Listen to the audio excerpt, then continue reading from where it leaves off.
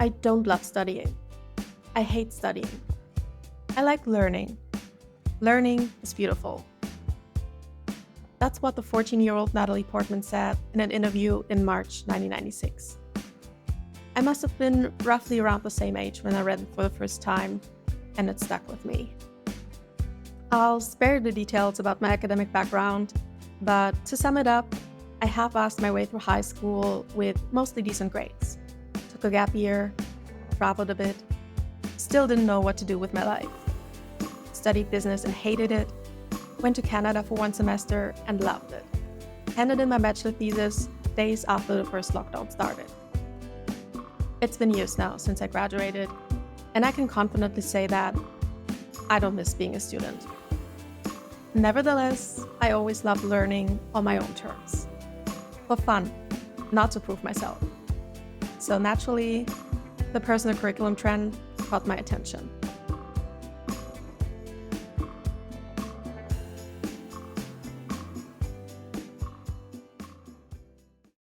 When it comes to creating a personal curriculum, there are many ways to go about it, and personally, I love to get inspired and motivated by others.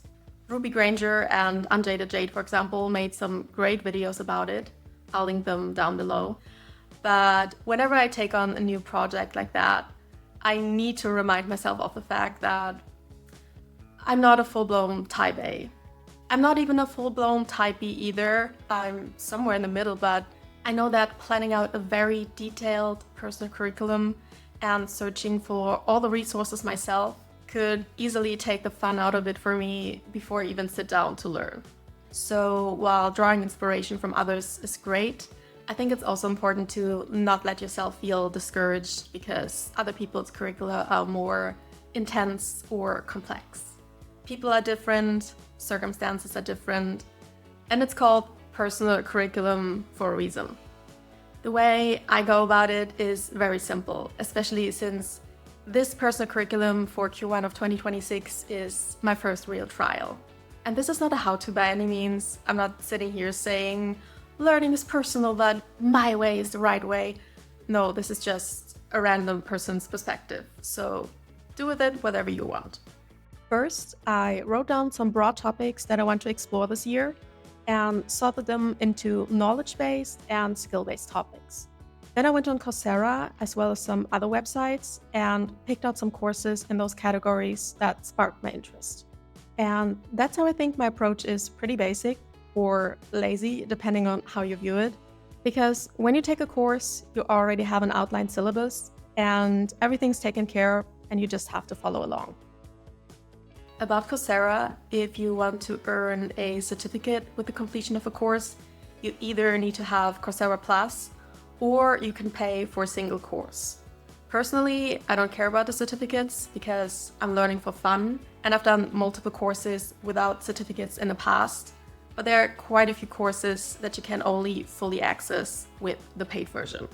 I do have Coursera Plus now, so I can take all the courses that I want to take, but that being said, a lot of universities offer free courses on their own websites, and some paid Coursera courses also exist as YouTube series. So you don't get access to the interactive learning tools and assignments, but you can watch the lectures. Another platform that offers courses with or without certificates is edX. I can't comment on it yet, but I'll definitely try it out at some point. But anyway, right now I'm only taking courses within the broad topic of philosophy and social justice. I started with Introduction to Philosophy by the University of Edinburgh and Feminism and Social Justice by UCSC. And later on this quarter, I'll take Philosophy and the Science of Human Nature by Yale and Effective Altruism by Princeton. About the topic of literature, I could have taken courses too, but I don't know shit about literature, so I thought it'd make more sense for me to just start reading classics, because you have to start somewhere.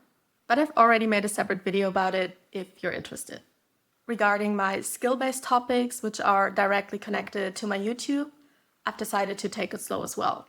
There's so much to learn, but I'm still in the process of getting into a more consistent rhythm with creating videos, getting more comfortable in front of the camera, and doing all of this in my second language instead of my native language doesn't make it easier. So I'll give myself a few more weeks, a few more videos to practice, and then I will start working on one skill at a time. And as I've mentioned before, this is my first real trial of learning with a personal curriculum. I've taken some courses in the past every now and then, especially during lockdown, but I never committed to a plan like that. And I'm not 100% sure if this workload is too intense or not intense enough for my current life, but I'll find out soon. Coursera will give you an estimation of how long it will take to complete a course, but in my experience, I usually need more time because sometimes there are voluntary readings or interviews or even assignments that can stretch out the course quite a bit. And even in general, I like to watch some videos twice and take notes to get the most out of it. I usually use a throwaway journal to take my notes during lectures and later transfer and organize them in Notion. And I think I'll continue it this way, but I love the whole analog movement and I love journaling. So I got myself a journal specifically for personal learning. I won't copy all of my notes from Notion in here, but I guess I'll write down my key takeaways, what I found particularly interesting or surprising, or whatever makes sense for me. And since I'm going to use the same journal for all the courses that I'm going to take for a period of time, I'm hoping that I will actually revisit what I've written down every now and then. At least that's what I'm already doing with my regular journals.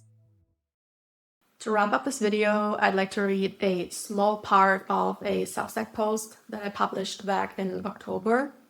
It's called Back to School Nostalgia and Academic Grief, which, as you can probably tell from the title, has kind of a negative undertone, but the ending is more positive and it sums up my outlook on learning going forward pretty well.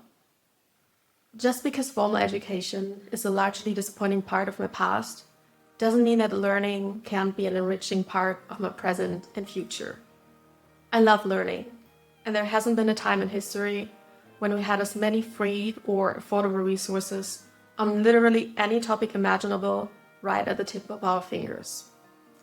The best part of it all? Personal learning doesn't come with the pressure of studying for a degree. If you realize you don't like the Coursera course you've enrolled in 2 days ago, you can just drop it and find something that fits you better without questioning your life decisions. It allows you to not only follow your passions and interests, but also your curiosity. The stakes are low, and that can be a good thing.